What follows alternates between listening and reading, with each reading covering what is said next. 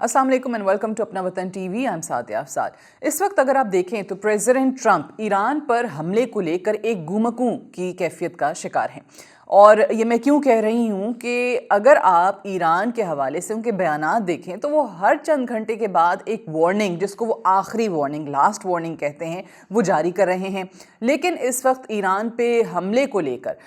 US के अंदर उनके अपने जो मिलिट्री कमांडर्स हैं वो भी उनकी हाँ में हाँ नहीं मिला रहे, और जो डिफेंस एनालिस्ट्स हैं अगर आप उनके बयानात देखें वो भी ईरान पर हमले का मशवरा नहीं दे रहे हैं। और यही वजह है कि प्रेसिडेंट ट्रंप अपना जो स्ट्रॉन्ग मैन इमेज है वो बड़ी तेज़ी के साथ खोते चले जा रहे हैं। अगर आप देखें प्रेसिडेंट ट्रंप इस वक्त ईरान के अंदर चाह क्या रहे हैं। ये ज़रूर कहा जा रहा है कि जी आखिरी मौका है ईरान के पास, वो मुज़ाकरात के लिए टेबल पर आ जाए, लेकिन हकीकत ये है कि प्रेसिडेंट ट्रंप ना तो मुज़ाकरात चाहते हैं ना ही कोई न्यूक्लियर डील चाहते हैं। वो सिर्फ ईरान के अंदर रिजीम चेंज करना चाहते हैं। लेकिन ये शायद उस वक्त पॉसिबल होता जब वहाँ पर जो बगावत थी, वहाँ पर जो प्रोटेस्ट हो रहे थे, उसमें ईरान हुकूमत बहुत आसानी से उनको न्यूट्रलाइज करने में कामयाब ना होती। ऐसा अगर वाकई ना होता तो आप कह सकते थे कि अमेरिका का या प्रेसिडेंट ट्रंप का ये प्लान मुकम्मल हो सकता था, उसमें उनको कामयाबी मिल सकती थी। 14 जनवरी एक ऐसी तारीख़ है जिस दिन हम ये कह सकते हैं कि अमेरिका का ईरान में रिजीम चेंज ऑपरेशन नाकाम हुआ।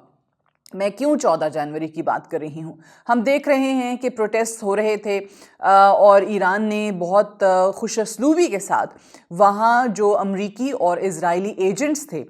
जो इन मुजाहरों का हिस्सा थे, या फिर आप ये कह लें कि एक तरीके से अमरीका और इजराइल के बूट्स ऑन ग्राउंड थे, उनको न्यूट्रलाइज़ किया। और अगर ऐसा नहीं होता तो यकीनी तौर पे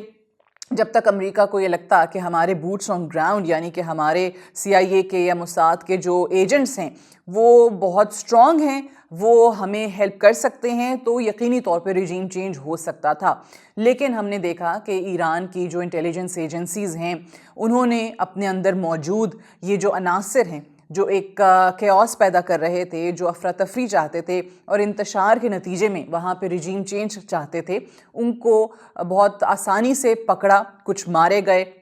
फिर सज़ाओं का ऐलान भी हुआ। अब 14 जनवरी अगर आप याद करें तो प्रेसिडेंट ट्रंप का एक बयान भी आया था कि जिसमें कहा था कि ईरानी हुकूमत ने ये कह दिया है कि जो लोग पकड़े गए हैं उनके ख़िलाफ़ जो सज़ाएं हैं उस पर अमल नहीं होगा। सो ये जो बयान है ये प्रेसिडेंट ट्रंप की बेबसी ज़ाहिर करता है, और ये बयान ये भी ज़ाहिर करता है कि किस तरीके से एक एक्सक्यूज़ के तौर पे इसको यूज़ करते हुए प्रेसिडेंट ट्रंप ईरान पर हमला करने से पीछे हट गए।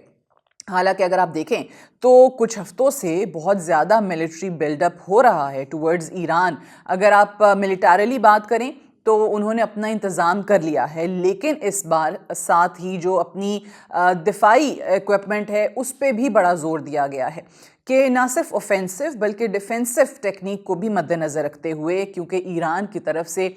ख़तरा यही है, ख़दशा यही है उनके लिए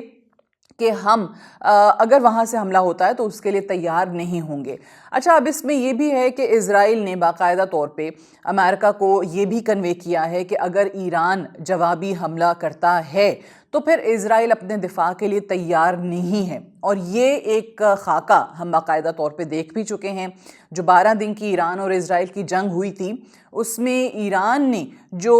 एक टेक्निक इस्तेमाल की थी या जो स्ट्रैटेजी थी, और वो स्ट्रैटेजी क्या थी कि ईरान की तरफ से सैकड़ों ड्रोन्स जो हैं वो इज़राइल की तरफ भिजवाए जाते थे, और जब इज़राइल उनको एंगेज करता था या उसमें मसरूफ़ हो जाते थे तो फिर ईरान की तरफ से मिसाइल्स जो हैं वो लॉन्च कर दिए जाते थे। और ये वो एक स्ट्रैटेजी है जिसके हवाले से US के अंदर भी उनके जो दिफाई तज्ज़ियाकार हैं वो कह रहे हैं कि अगर वाकई ईरान इस स्ट्रैटेजी को अपनाता है तो हमारे लिए हर हमले को रोकना बड़ा मुश्किल हो जाएगा। और 14 जनवरी के बाद से हम देख रहे हैं कि सिर्फ और सिर्फ प्रेसिडेंट ट्रंप के लास्ट वार्निंग के पैगामात आ रहे हैं। हालांकि वो भी जानते हैं कि उनके लिए भी ईरान का इस वक्त मुकाबला करना, या इज़राइल अगर वाकई उनके सामने डिफेंसलेस ख़ुद को महफूज करता है तो अमेरिका ये हमला करने की पोजीशन में नहीं है। और इसकी एक और बड़ी वजह ये भी है कि अगर हम मिडिल ईस्ट रीजन के अंदर देखें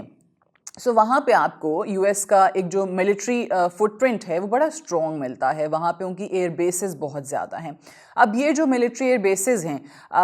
अगर आप सैटेलाइट इमेजेस देखें तो आपको पता चलता है कि वहाँ पर भी तैयारियां हो रही हैं, वहाँ काफ़ी हद तक खाली भी करवाई जा रही हैं। जैसे पिछले हमले में कतर में सबसे बड़ी जो मिलिट्री एयर बेस है यूएस की अल उदैद एयर बेस, उसको भी खाली करवा लिया गया था। लेकिन इन तमाम एयर बेसेस में इस वक्त तकरीबन 40 से 50 हज़ार मिलिट्री पर्सनल मौजूद हैं। सो यूएस के अंदर जो पॉलिसी मेकर्स हैं,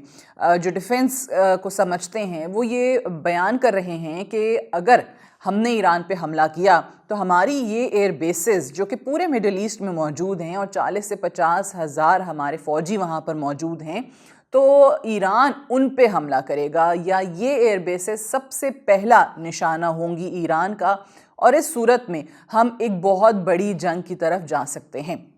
अभी पिछले दिनों आयतुल्लाह अली ख़ामनाई ने एक ख़िताब किया और उसके अंदर उन्होंने अमेरिका को वार्न किया कि अगर आपने ईरान पर हमला किया तो एक बड़ी रीजनल वॉर शुरू हो सकती है। फिर ये भी कहा कि जो बगावत की कोशिश की गई थी उनके मुल्क में और उन लोगों की तरफ से थी जो कि यहाँ पर दहशतगर्द मौजूद थे और बाहर जो राब्ते में थे, उसको हमने न्यूट्रलाइज़ किया है,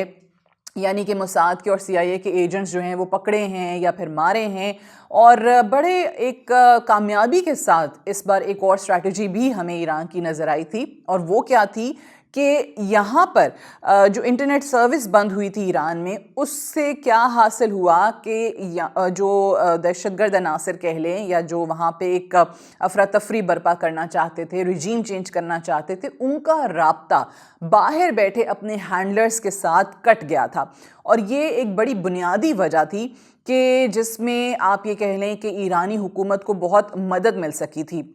और फिर अगर इंटरनेट सर्विस बंद हो जाती है तो प्रेसिडेंट ट्रंप ने बड़ा जिक्र किया था कि इलॉन मस्क की जो स्टार लिंक है हम उसका इस्तेमाल करेंगे, लेकिन वो भी हमें नज़र आया कि कामयाब नहीं रही थी, ख़ास तौर से जब रशिया और यूक्रेन की वॉर के अंदर भी उसका इस्तेमाल किया गया था, तो कोई ख़ास से अच्छे रिज़ल्ट्स नहीं आए थे। आज 2 फरवरी हो चुकी है और आज भी अगर आप देखें तो आपको कहीं से भी अमेरिका अपने रिजीम चेंज ऑपरेशन में कामयाब होता दिखाई नहीं दे रहा। पिछले 2 हफ्ते से जैसे मैंने बताया कि बहुत ज़्यादा बहरी बेड़े, तमाम डिफेंस सिस्टम्स पहुंचा दिए गए हैं ईरान की तरफ, और ये जो मिलिट्री बिल्डअप है ये भी एक तरीके से उनके जो पॉलिसी मेकर्स हैं उनके लिए परेशानी का बायस बना हुआ है। हम जो वार्निंग्स देख रहे हैं, जो धमकियां हैं कि जी मुज़ाकरात करें, टेबल पर आएँ, एक न्यूक्लियर डील करें, ये महज एक दिखावा है और ढोंग है। अब टाइम गेन करने की कोशिश की जा रही है, या फिर जो 14 जनवरी से पहले ही उनका प्लान नाकाम हो चुका है, उसी तरीके का कोई और प्लान तलाश करने की कोशिश हो रही है।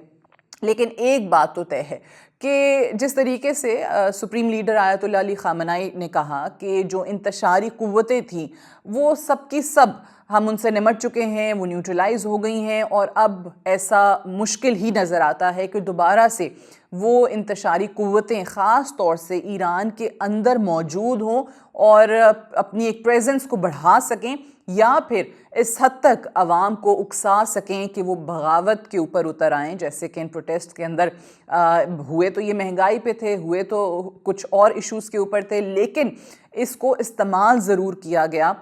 वहाँ पे रिजीम चेंज के लिए, और ये हर हाल में अब आपको नाकाम होती नज़र आ रही है। अब ये जो मिलिट्री बिल्डअप है ये भी आने वाले दिनों में हेल्प नहीं करेगा, ये भी परेशानी का सबब बन रहा है। दिफाई तज्ज़ियाकारों के नज़दीक अमेरिका के लिए मुश्किल सूरत हाल बन सकती है, और ऐसे में प्रेसिडेंट ट्रंप वार्निंग्स इशू करने के अलावा या धमकियाँ देने के अलावा कुछ नहीं कर पा रहे हैं, और बड़ी तेज़ी के साथ ईरान के मामले में ख़ास तौर से जो अपना स्ट्रॉन्ग मैन इमेज है उसको लूज़ करते चले जा रहे हैं। आज के लिए इतना ही। Thank you so much for watching.